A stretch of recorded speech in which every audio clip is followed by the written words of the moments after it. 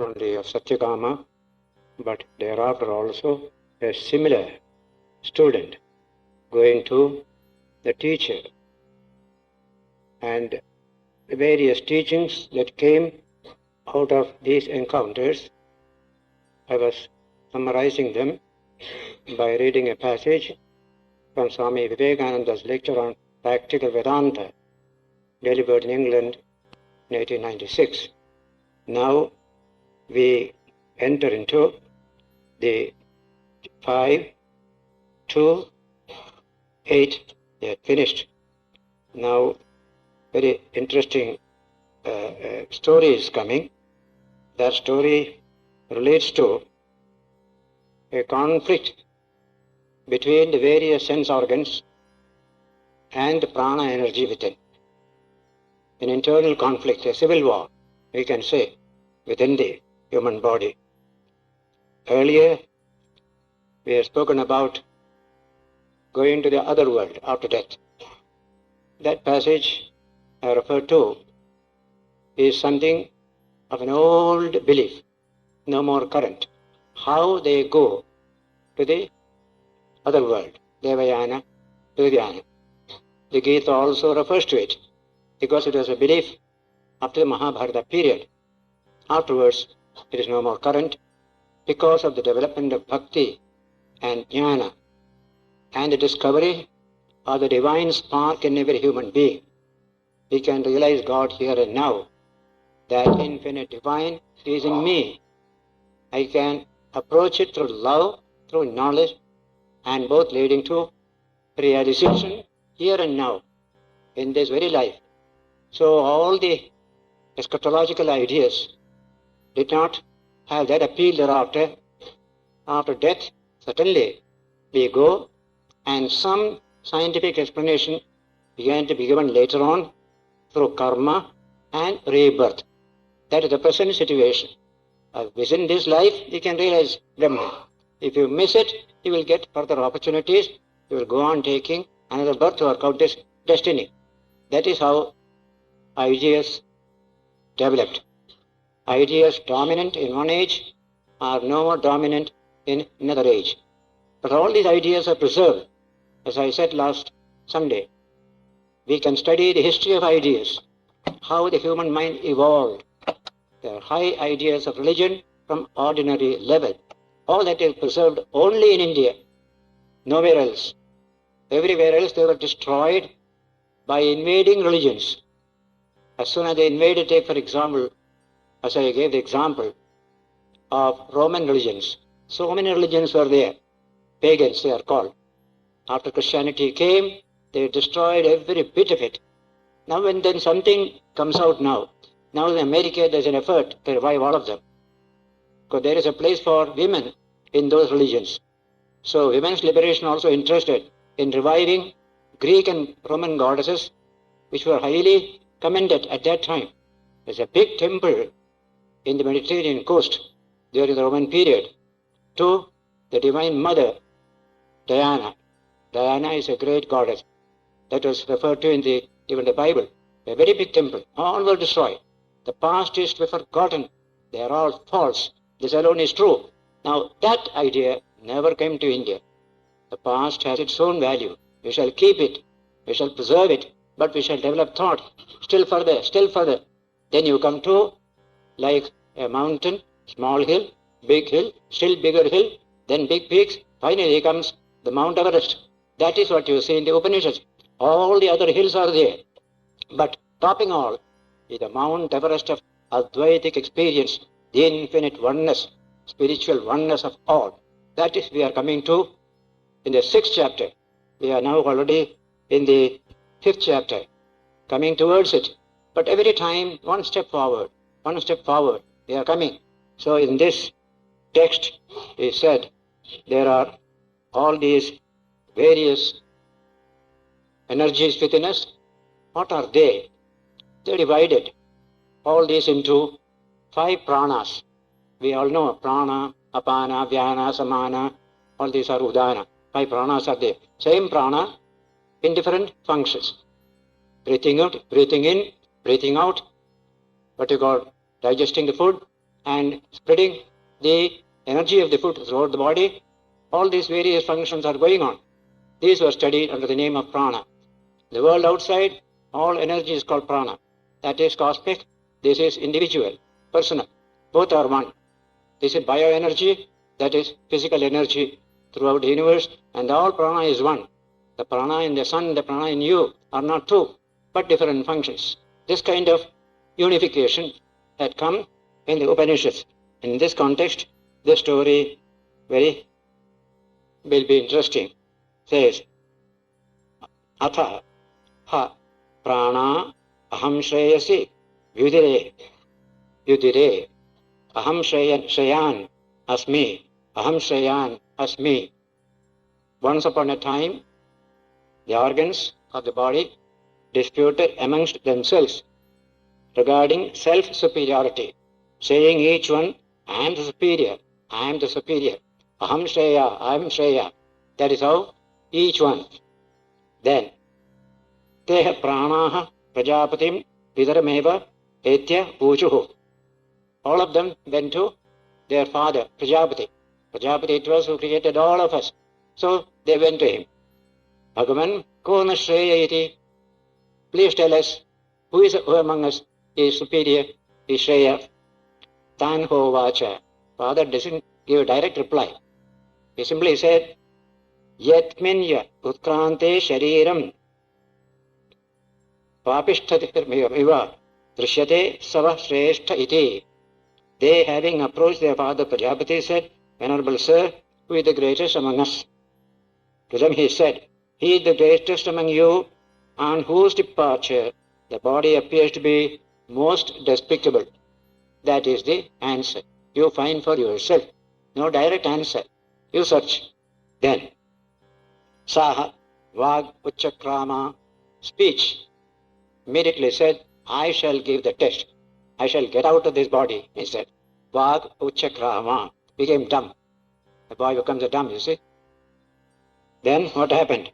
Living in exile for a year, it said after returning, how were you able to live without me? We lived as dumb men do, without speaking, living with the help of the vital force, seeing through the eye, hearing through the ear, thinking about with the mind. In this way, speech entered into the body. Without me, they can manage. So why should I go? I come back. He returned back. Firaya. That's it. Now, Chakshus Chakrama. The eye went out. I am superior. I will teach you a lesson. I am going out, he said. Living in exile for a year, it said after returning, how were you able to live without me? They replied, we lived as blind men do, without seeing, with the help of the vital force, speaking through speech, hearing through ear, thinking with the mind. In this way, the eye also returned. I am not superior. Then the ear did the same thing. He also went to exile, returned back, found he is still going on without me. So I am not superior. The mind left the body. Living in exile for a year, it said after returning, how were you able to live without me? We lived as children do without the mind. Mindless children. Living with the help of the vital force, speaking through speech, seeing through eye, hearing through ear, the mind re-entered. Now, 6 organs are there, including the mind.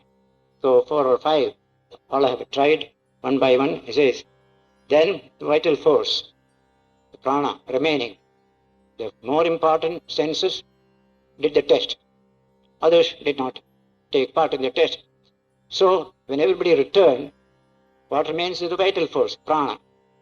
The vital force, araha prana uchikrikamishashandaha. The prana said, I am about to go. And he was just trying to go.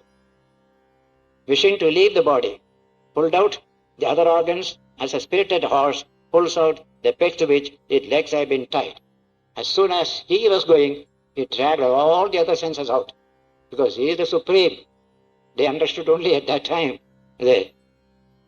Getting together, they told him, all the senses, oh, Venerable Sir, please be the ruler.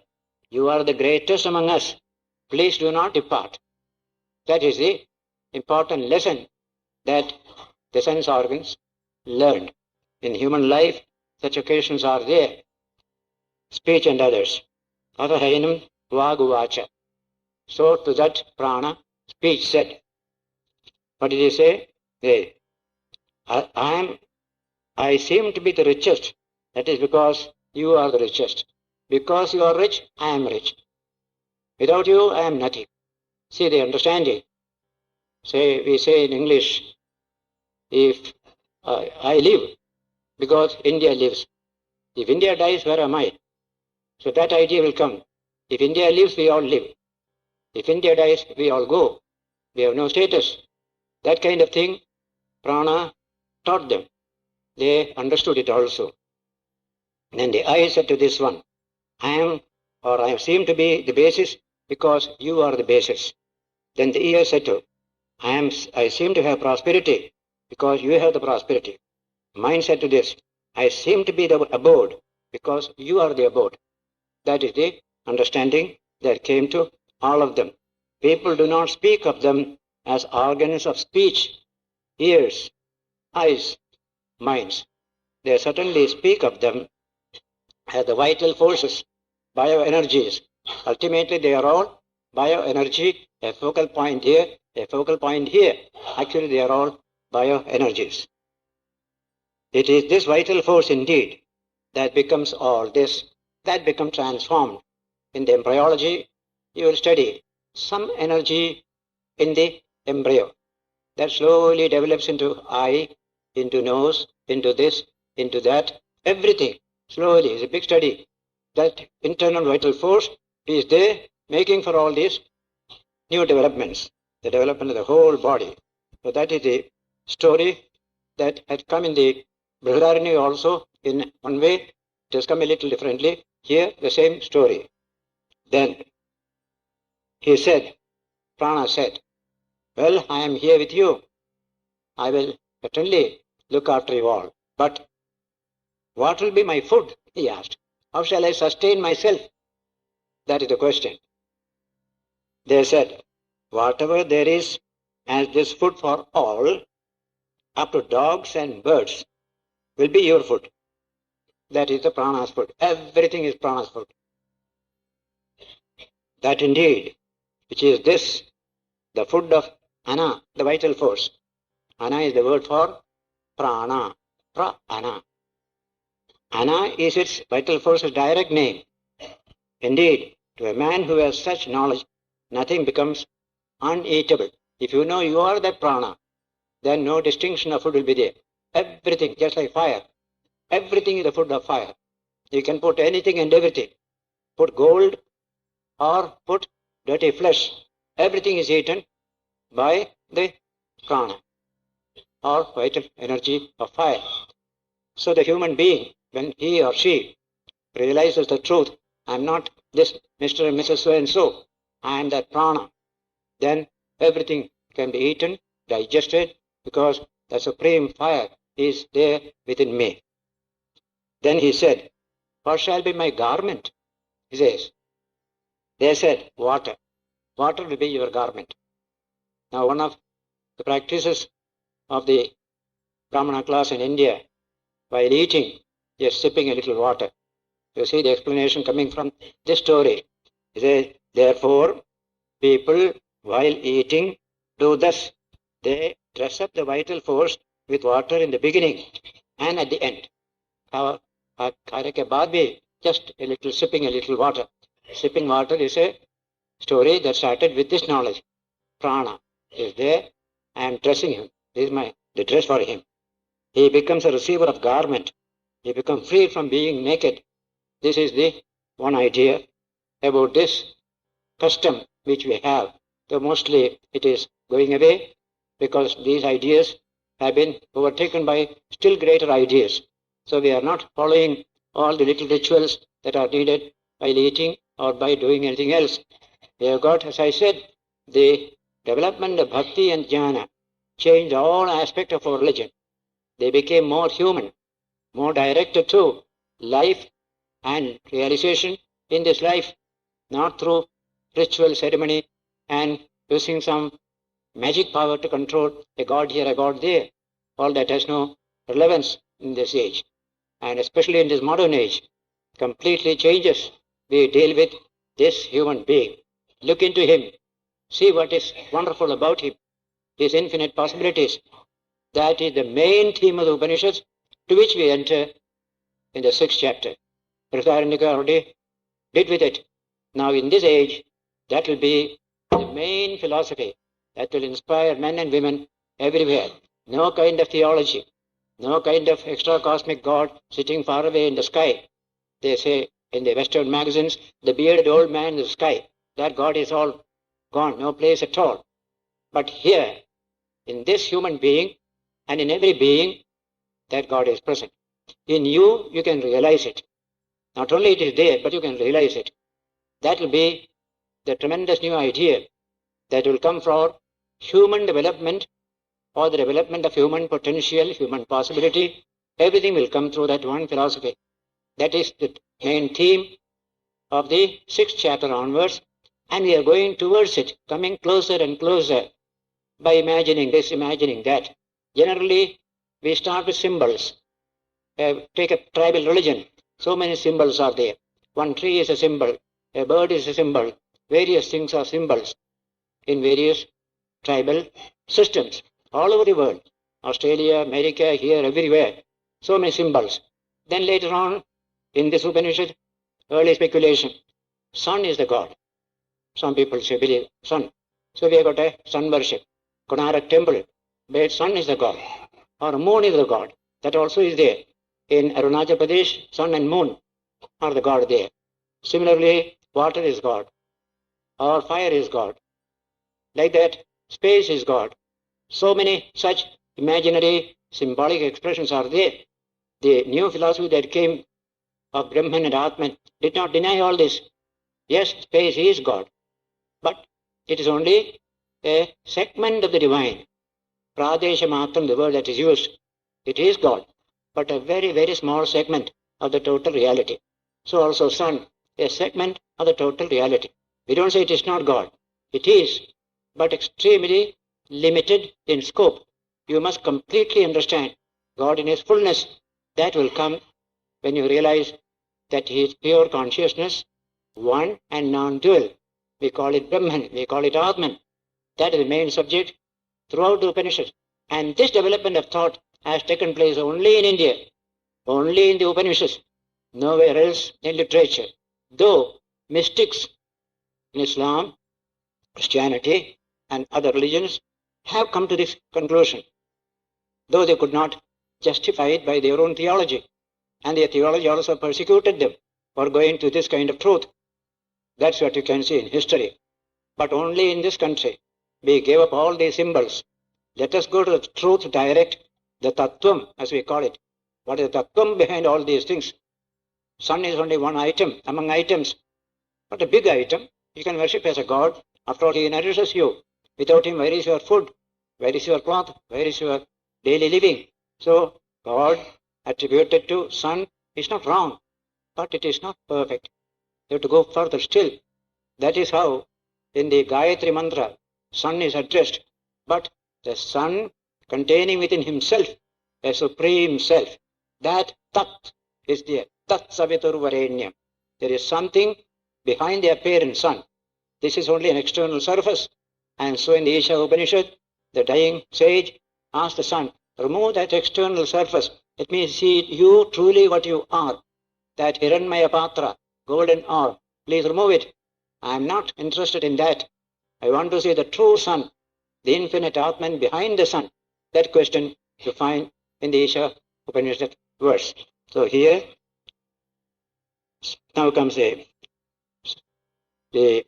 reference to this story, ending with Tattaida Satyakamo Jabalo Goshrutaye Vayagrapatayo Uktva Uvacha. Satyakama Jabala, after having told this, that is such to Gosruti, the son of Vyagrapada, said, should anyone say this to a dry stump, branches will surely grow on it and leaves will sprout. It is a profound truth, because dealing with prana, the vital energy behind everything. When prana goes out, everything is gone. everything is dead. That's why he praises prana. Prana is praised in the Prashna Upanishad also. The sun shines, the rains come, give us a lot of food to eat. And so, about prana, one shloka of praise comes in the Prashna Upanishad. Yadatvam abhivarshati. When you start raining through your force, tada te imete prajaha. Then all these your children in this world, anandarupa trishthanti. They are full of ananda. They dance and sing. Why? Kamaya annam bhavishyati. This year we shall have enough food to eat, because you have made for this rain to fall on us. That is a praise in the Prashna Upanishad.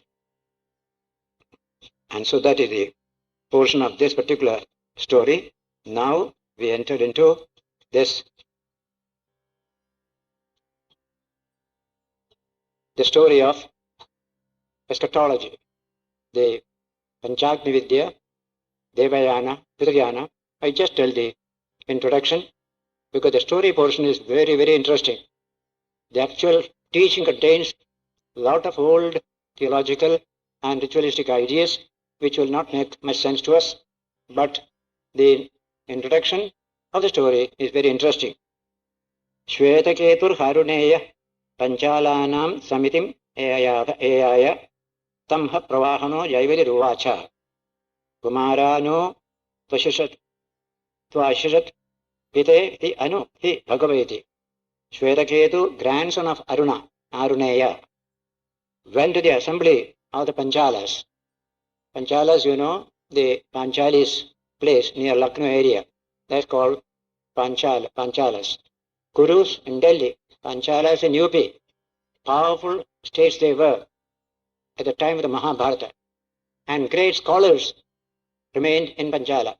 Kuru Panchala scholars are famous all over North India. And so the Panchala assembly, they went there. Drupada, from which came Draupadi, that is the Panchalas. Just near Lucknow, that old capital, they divided into two Panchalas, Northern Panchala, Southern Panchala. Northern is a little further north of Lucknow, the other is further south. That is the Mahabharata period. To him means to Shvetaketu, Pravahana, son of Jivala said, "Oh my boy, did your father instruct you?" "Surely he did, Venerable sir," the boy said. Very good. Then comes question.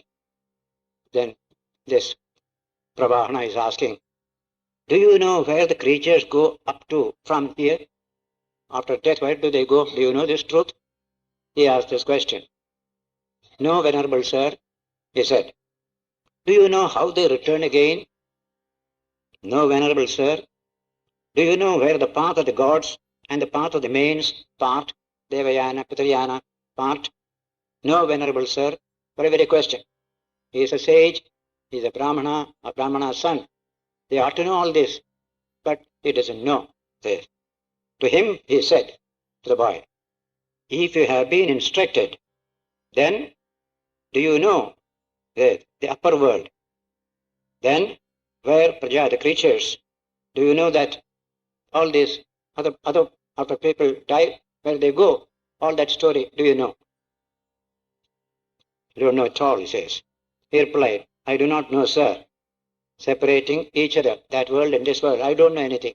Boy quietly said, "Do you know how that world does not become filled? Every day, how many are dying for years and centuries? Why it does not become overfull, overpopulated? On the contrary, this world is getting overpopulated now. Upanishad's time, the country had very few population. Even in Buddha's time, the whole of North India had only about 25 million people, according to Chris Davids. And 1,000 years earlier, there may have been 5 million people at the most, the whole of North India. And so there is no problem. But the problem is on the other side. So many have gone. Is it not getting overfull? That is the question. Yeah. Then, second, do you know how water comes to be known? By the word person after the fifth oblation. Purusha. The water becomes Purusha after the fifth oblation. this is dealing with a particular ritual connected with this subject. He said, no. Why then did you say, I have been instructed? This king said, Pravana, Jaivali. For how can he who does not know these say that he has been instructed? He, being afflicted, went to his father's place, Shvetaketu. He went to father's place. To him, Shvetaketu said, surely, without instructing me, you, Venerable Sir, said, I have instructed you. I don't know all these things. How do you say you have instructed me? Son is telling the father. Now, he added, that Kshatriya, Pravana Jaivali, to show a little disrespect, he added, that friend, that Kshatriya who is a Kshatriya friend. That means, Kshatriya Bandhu is an abusive term. Brahma Bandhu means, I have a Brahmana as my friend. I am not a Brahmana. I have got a Brahmana as my friend. So I am a low Brahmana. That's the meaning. I am a low Kshatriya.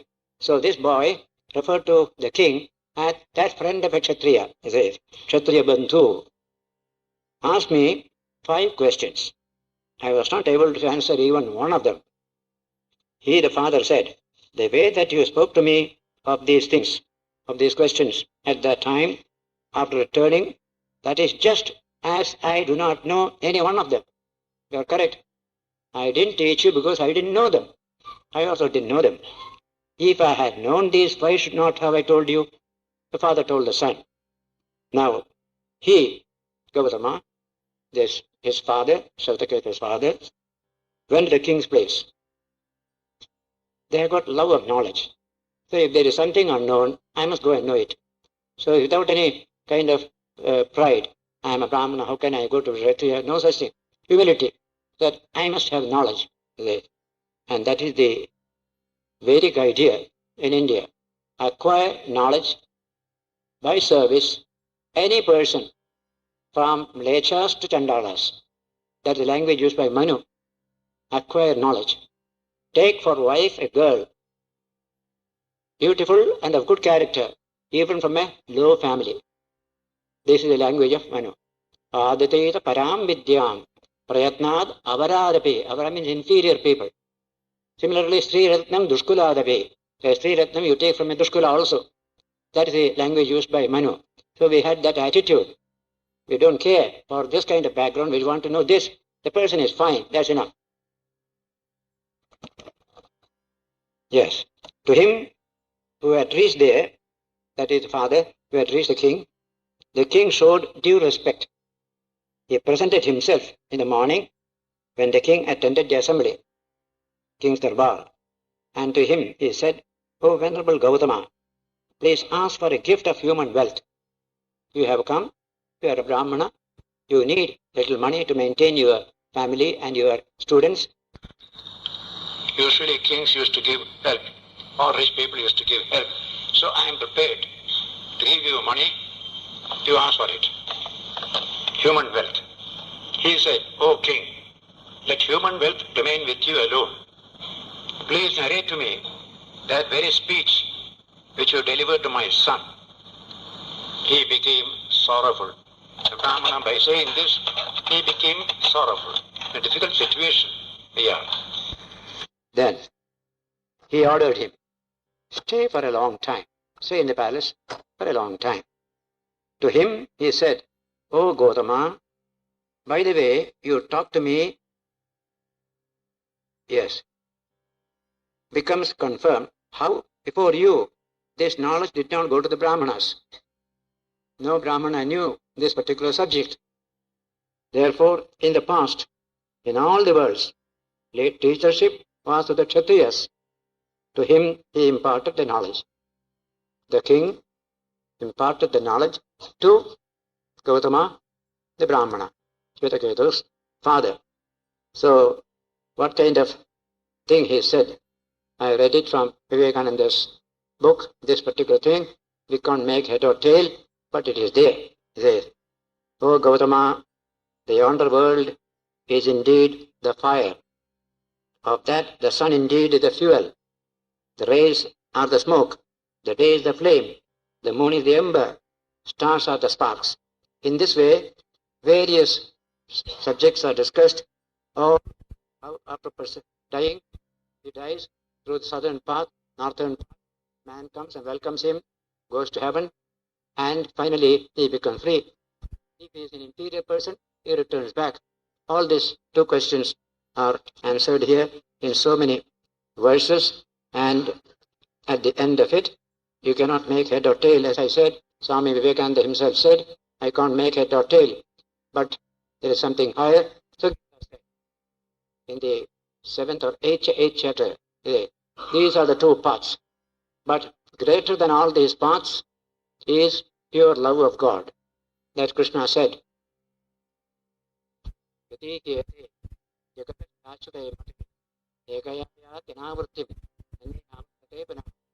One path you go, you return. One path you go, you don't return. Slowly, slowly, slowly, you will reach the highest heaven. That is the language used there. But without these two, other than these two, I give you another path, the yogi path. Be a yogi. He is not at all worried about these two paths. Tasmat yogi bhavarjuna. Therefore, be a yogi. That is Krishna is teaching in the Gita, relating to this Devayana, Pitrayana paths. Yeah. Then comes in the chapter 5, 10, 11. 5:11. Prachina Shala, the son of Upamanyu, Satyajna, the son of Pulisha, Indradyumna, the son of Pallava, Jana, the son of Sharkaraksha, and Budira, son of Ashwatara. These great householders and adepts in the Vedas assembled together and conducted a discussion. What is the subject? Which is this ourself? Who is Brahman? Now coming closer to the subject. Which is ourself? Who is Brahman? Subject is well chosen, but discussion is still based on the old ideas of symbols, of rituals, all these things. The pure idea, the very spiritual idea of the highest reality, they could not get yet. Still some material idea. An object like this, an object like this, that is ourself. This is a kind of discussion you go on hereafter, one by one. Which is ourself? Who is Brahman? They decided about their teacher. Oh, Venerable Sirs, Uddalaka, son of Aruna, now knows this self, who is Vaishwanara. He will place us you, we shall go to him. So they went to him, all the five together. Uddalaka, Aruna, son of Aruna. Aruni is there. He decided thus. These great householders and adepts in the Vedas will question me. I may not be able to tell them everything. Let me tell them some other teacher. I am not fit to teach all of them. I shall refer to some other teacher. Say, Tanhovacha. To them he said, O Venerable Sirs, this well-known Ashwapati, son of Kekaya, now surely knows of this self who is Vaishwanara. Kekaya is the place from which Kaikeyi came. Dasharath's wife. Where is Kaikeya? His name was Ashwapati. If it pleases you, we shall go to him. So this teacher and the five, all, we shall go to him. That is the idea. If it pleases you, we shall go to him. To him they went. For them, when they had arrived, he arranged for adoration individually. Kekaya, Ashwapati worshipped each one of them, honored them when they came to the palace. And after leaving his bed in the morning, he said to them, in my kingdom, Ashwapati of Kekaya is telling, in my kingdom, there is no thief, no miser, no wine bibber, none who does not perform sacrifice, none uneducated. See the point, 100% literacy we are trying here. None uneducated, no lewd person, kind of have bad character. How can there be any adulteress When there is no adulterer, there is no adulteress. O venerable sirs, I shall surely be performing a sacrifice. I shall give you as much wealth as I shall be giving to any single priest. Please stay on, venerable sirs. That is the king's welcome speech. Then they said, one should speak of that very subject for which purpose indeed a person surely approaches. Now you know this very self which is Vaishvanara. You know this subject, the self which is Vaishvanara. They tell us of him indeed. We want to know the Atman as Vaishvanara. Vaishvanara means Vishwanara, universal self, self of all persons. Nara, that is Shankara's commentary on the subject of the word Vishwanara. And he refers to it in a very fine passage here. Tanho Vacha, he said. The word Vishwanara comes also in Chandogya Upanishad as the self in the waking state is called Vaishvanara. The self in the dream state is called Taijasa. And in the dream state, Prajna. These are the three. And beyond these three states is Turiya. That name is Turiya Atman. That is the language used there. So, highly philosophical and spiritual in the Chandogya Upanishad, how the word Vaishvanara is used. And here dealing with the Atman, Vishwanara is also Vishwanara of the whole world. So he is the supreme self, supreme divine person. So Vishwanara. So Vaishvanara is Vishwanara. There. Now, O son of Upamanyu, asking the first, which self do you meditate upon? The king is asking, one by one. There you will find, again, objectification of the self. Self is this, self is that, self is that. The self is self. That's my Pratyagatman. That concept has not come yet. Self is this, self is that. So, on which self are you meditating upon? I meditate upon heaven, indeed, as a self. The king said, the self on whom you meditate is indeed the self called Vaishvanara, possessed of good light.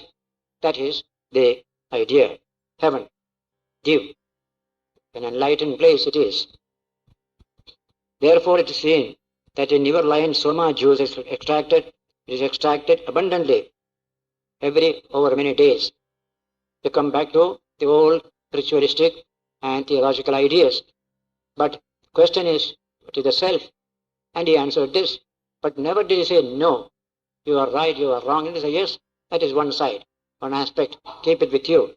So similarly, in various questions, though 5 or 6 people are there, all the 6 he asked, the self, one referred to one self as heaven, second referred to as the sun, third referred to as air, then another referred to as space, and fourth referred to the earth. All these various references come. I meditate upon Vaishvanara as earth, the self as earth, etc. All these come in the succeeding verses, which I don't go into detail. And in this way, in this world, hungry children wait on their mother.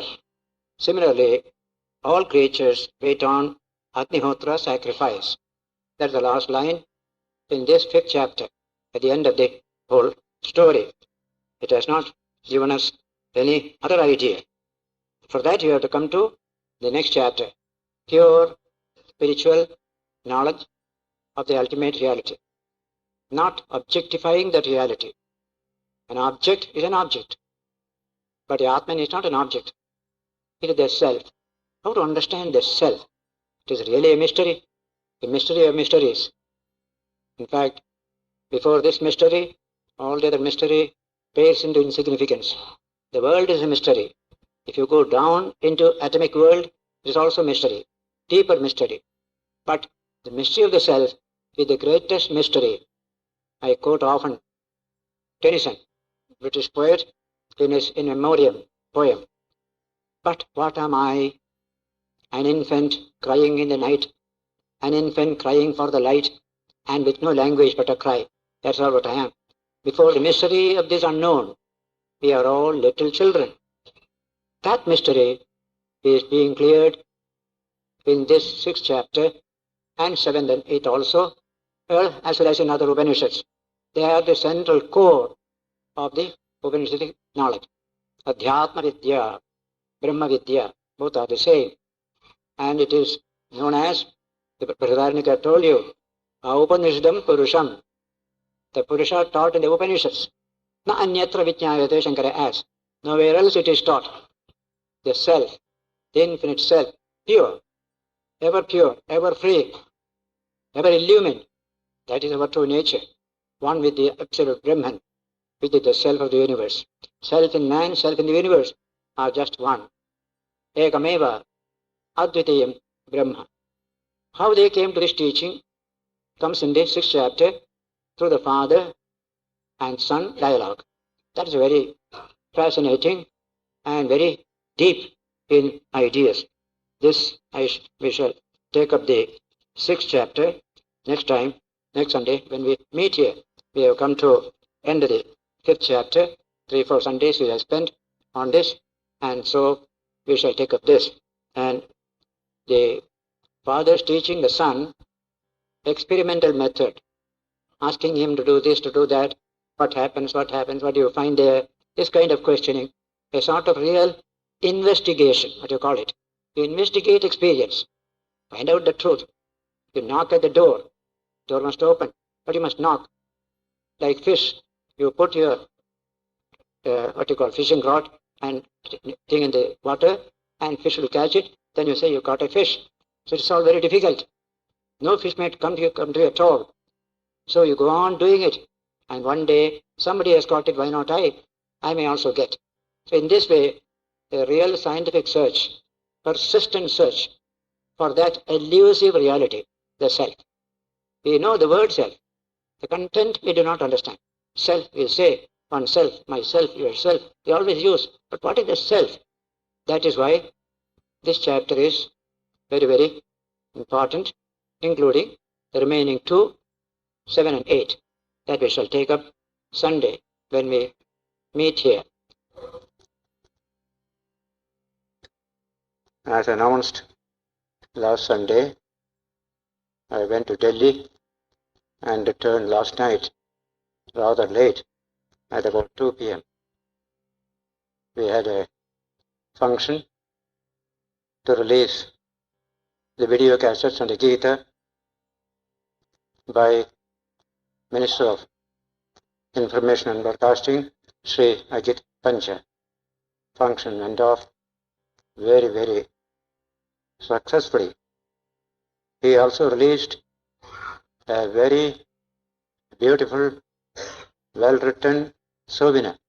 I was very impressed with the type of the souvenir, and that was released there. Many people purchased the souvenir. I am just showing it to you. In the shop they have kept a few, the souvenir. They call Bhagavad Gita video cassette souvenir. Behind is Swamiji, Kanyakumari. Good articles this souvenir contains. So those who like, they can go to the bookstall and get a copy. It is really beautiful. Some nice pictures also are there. As I said last Sunday, today we enter the 6th chapter of the Chandogya Upanishad. All the other chapters were preparing the way to the treatment of the subject in this chapter. We were looking out into the world to find the meaning of life, meaning of existence. They posit fire as a god, water as a god, sun as a god, earth as a god. All these we have seen various speculative ventures to clear up the mystery of the universe. Similar things have happened in early Greek philosophy. If you studied Thales and his other successors in ancient Greece, 6th century, 5th century, at that time, BC. So, one philosopher will say, water is the primary element in the world. Everything has come from water. Some will say, fire.